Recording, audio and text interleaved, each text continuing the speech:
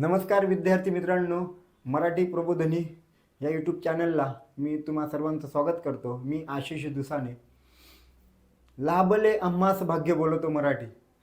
27 February आली की लागलीच आपल्याला ह्या ओळी आठवतात आणि आपण लागोलाग शुभेच्छाही देतो. मराठी गौरव भाषा दिन, मराठी राजभाषा दिन असं काहीतरी टायटल टाकतो. परंतु आपण ज्या दिनाच्या शुभेच्छा देतोय, नेमका आपण जे लिहितोय ते योग्य आहे का? किंवा आपण म्हणतोय की मराठी राजभाषा दिन. तर बघा मित्रांनो, तुम्हाला एक गोष्ट मी आता क्लिअर करतो. मराठी भाषा गौरव दिन वेगळा आहे आणि मराठी राजभाषा दिन वेगळा आहे. अनेक मराठीसाठी लढणाऱ्या काही संघटना आहेत, काही राजकीय गोष्टी असतील, मला माहीत नाही आणि मी त्यात जात नाही. परंतु अनेक ठिकाणी बॅनरबाजी दिसते 27 फेब्रुवारीला मराठी राजभाषा दिनाच्या शुभेच्छा, आणि याच ठिकाणी मी माझ्या मराठी मायमाऊलीचं दुर्दैव समजतो. निदान आपण पडताळूनही पाहत नाही की आज खरोखर मराठी राजभाषा दिन आहे की अन्य कुठला दिन आहे. एक गोष्ट लक्षात ठेवा, मराठी भाषा गौरव दिन 27 फेब्रुवारीला असतो, तो वेगळा आहे. मराठी राजभाषा दिन हा 1 मे रोजी असतो, तो वेगळा आहे. दोघींमध्ये फार फरक आहे. हा फरक आज आपण जाणून घेऊया. 27 फेब्रुवारी ही विष्णू वामन शिरवाडकर, अर्थातच तुम्हा आम्हा सर्वांचे लाडके असे कुसुमाग्रज यांची जयंती. ज्ञानपीठ सारखा पुरस्कार त्यांना देऊन त्यांना गौरवण्यात आलं. नटसम्राट सारखं गाजलेलं नाट्य आजही आपल्या हृदयाच्या सिंहासनावर राज्य करतंय. विशाखासारखा त्यांचा काव्यसंग्रह, असा कुठला 9 रसांपैकी रस नसेल की ज्या रसात कुसुमाग्रजांची कविता नसेल. म्हणजे वीर रसात असू द्या की शृंगार रस असू द्या, शांत रस असू द्या, प्रचंड आणि प्रचंड असं वेगळं व्यक्तिमत्व या मराठी मातीला आपल्याला लाभलं. आपण म्हणतो की ज्ञानदेवे रचियला पाया तुका झालाशी कळस. परंतु त्या मराठी मंदिराची जी सेवा केली ती सर्व साहित्यिक असतील, तुम्ही आम्ही मराठी प्रेमी सर्वच असू, आणि त्यात एक नाव ते म्हणजे कुसुमाग्रज सुद्धा. कुसुमाग्रजांचं साहित्य आणि मराठीबद्दल त्यांनी केलेलं कार्य हे खरोखर आपल्याला कुठंतरी स्मरण व्हावं, कुसुमाग्रज आपल्याला कुठंतरी कळावे, म्हणून आपण त्यांच्या जयंतीच्या दिवशी अर्थात 27 फेब्रुवारीला मराठी भाषा गौरव दिन आपण साजरा करतो. आपण मराठी भाषा पंधरवडा सुद्धा साजरा करतो. नुकतंच साहित्य संमेलन अमळनेरला झालं. जळगावला आपल्याला माहिती आहे, जळगाव जिल्ह्यात अमळनेर नावाचं एक गाव आहे. उत्साहात साहित्य संमेलन पार पडलं आणि ह्या वर्षी कुठेही वाद नव्हता, कोणावरही टीका नव्हती. आपल्या गावातच होतं संमेलन, ठीक आहे. परंतु मित्रांनो, लक्षात घ्या, मला खरोखर मराठीचा अभिमान आहे. परंतु मराठी राजभाषा दिन आणि मराठी गौरव भाषा दिन याच्यातला आपण बारीकसा फरकही जाणून घेऊ. मराठी गौरव भाषा दिन म्हणजे आपण जी भाषा बोलतो ती आपली मातृभाषा आहे. भाषेला आपण आईचा दर्जा दिलेला, आणि जगातील असं कुठलाही देश नसेल या जगाच्या पाठीवर की ज्यांनी भाषेला आईचा दर्जा दिलेला असेल. ते फक्त भारतातच आढळतं. बघा, हिंदीवाले म्हणतात की हिंदी हमारी मातृभाषा आहे, हमारी माँ आहे. बरोबर, बंगाली माणूसही ते म्हणतो, गुजराती माणूस ते म्हणतो, मराठी माणूसही ते म्हणतोय. आणि ह्या सर्व भाषा जणू काही भारत मातेचे अलंकार आहेत, आणि ह्या सगळ्या भाषिक अलंकारांनी माझी भारत माता शोभून दिसते. त्यामुळे कुठलीही भाषा कमी नाही आहे, कुठलीही भाषा वाईट नाही आहे, सगळ्या भाषा या समान आहेत, लक्षात घ्या. मराठी भाषा गौरव दिन हा झाला 27 फेब्रुवारीला. मात्र राजभाषा म्हणजे भारतात घटक राज्य आहेत वेगवेगळे, तर प्रत्येक घटक राज्याची भाषा वेगळी आहे. बहुतांश जर आपण उत्तर भारत जरी पाहिला तरी हिंदी भाषिक आपण म्हणतो, परंतु बाजूला बांगलादेश म्हणजेच त्याला लागून असलेला आपलं बंगाल आहे, ठीक आहे, त्या ठिकाणी भाषा वेगळी आहे. काश्मीरची भाषा आपल्याला माहिती, डोंगरी काश्मीरी भाषा आहे. पंजाबमध्ये भाषा आहे, पंजाबी आहे, गुरुमुखी लिपीमध्ये त्या ठिकाणी ते सगळं लेखन करतात.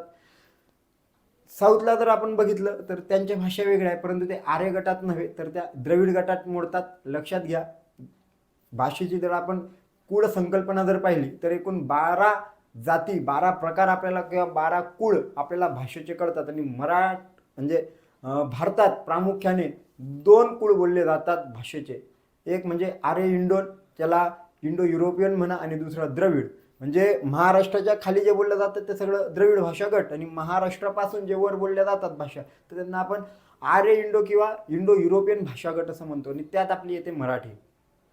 तर 1 मे ह्या दिवशी काय झालं बघा, 1 मे 1960 रोजी महाराष्ट्राची स्थापना झाली, आणि महाराष्ट्राचा राज्य कारभार चालवण्यासाठी आपण जी भाषा स्वीकारली ती म्हणजे आपली माय मराठी.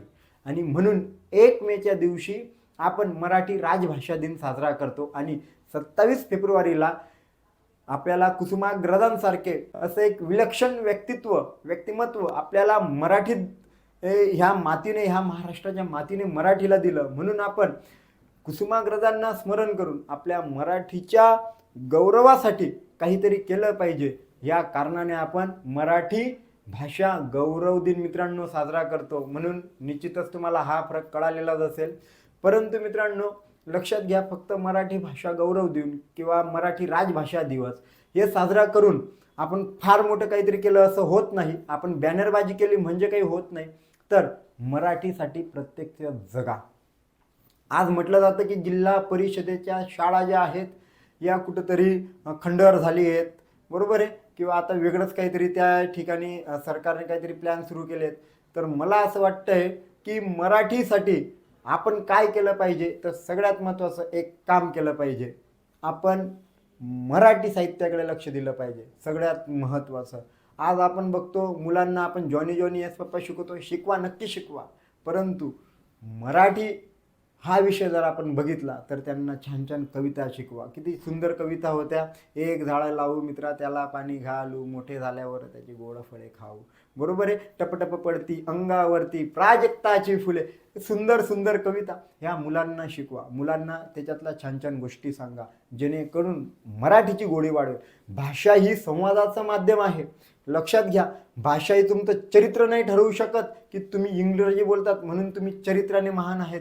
भाषा ही तुमची संपत्ती नाही ठरू शकत, परंतु भाषा ही तुमची सांस्कृतिक संपत्ती आहे.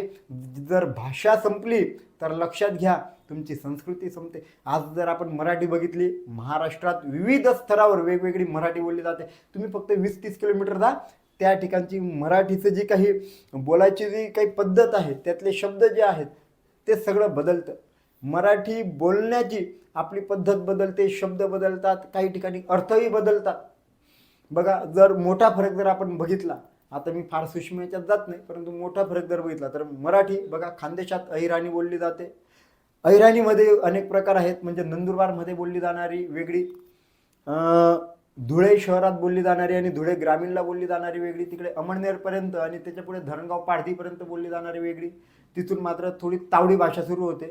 तावडी भाषेत बहिणाबाईंनी सुंदर सुंदर अशा कविता रचल्या, बरोबर आहे. त्याच्या पुढे मग विदर्भ लागतो, मग मलकापूर वगैरे खामगाव ह्या साईडची भाषा थोडी वेगळी आहे, बरोबर आहे. त्यानंतर आपलं थोडं चंद्रपूर वगैरे अमरावती ह्या साईडची भाषा थोडी वेगळी, नागपूरची बोली थोडी वेगळी आहे.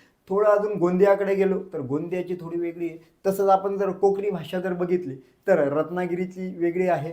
थोडं गोव्याकडे आपण जातो तर ती मालवणी आगरी, थोडी मुंबईकडे आगरी, तर ती वेगळी आहे, बरोबर आहे. त्यानंतर आपण जर मराठवाडा पाहिला तर लातूरची वेगळी आहे. थोडं आपण जर बघितलं तर अंबाजोगाईची जी भाषा आहे बघा, अंबाजोगाईची भाषा थोडी आपल्याला वेगळी दिसते, ती शब्द वगैरे.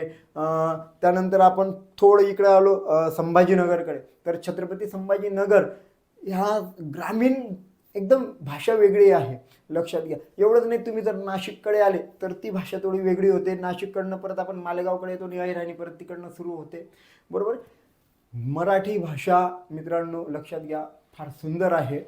म्हणजे संत ज्ञानेश्वर म्हणतात की मराठीचा गोडवा एवढा आहे की आपण म्हणतो ना की माझ्या मराठाची बोलावे किती कौतुके, परी अमृतांची पैजांची जिंके ऐसे रसिके अक्षर मिळवेन. म्हणजे अमृतापेक्षा गोड माझी मराठी, जर पैंज लागली तर माझी मराठी जिंकेल, एवढी गोड माझी मराठी आहे, लक्षात घ्या. परंतु भाषा जर आपल्याला टिकवायची असेल तर लक्षात घ्या मराठीमध्ये जास्तीत जास्त लेखन केलं पाहिजे, मराठीमध्ये जास्तीत जास्त आपण बोललं पाहिजे. एवढंच नव्हे, दैनंदिन व्यवहारच नव्हे, तर आपण जो काही सरकारी व्यवहार करतोय तोही जर तुमचा मराठीत असेल तर लक्षात घ्या शासकीय स्तरावरही याची दखल व्यवस्थितपणे घेतली जात असते.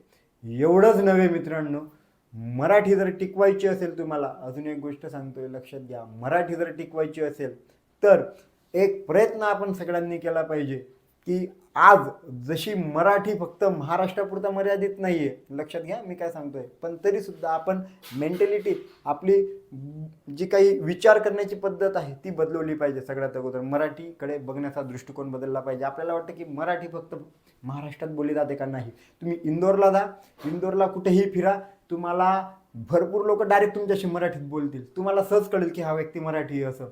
तुम्ही कुठेही जा, जगात असा एक देश कदाचित नसेल की त्या ठिकाणी मराठी माणूस नसेल, फक्त एक आहे. आपल्याला मराठी म्हणून फक्त गर्व मिरवून नाही घ्यायचा आहे, तर मराठीसाठी प्रत्यक्ष कार्य करावं लागेल. मराठीत तुम्हाला लिहावं लागेल, वाचावं लागेल, मराठी बोलावी लागेल, ऐकावी लागेल. एवढंच नव्हे, मराठी दुसऱ्याला शिकवावी पण लागेल. धन्यवाद. तुम्हाला पुनश्च मराठी भाषा गौरव दिनाच्या फार फार शुभेच्छा. धन्यवाद.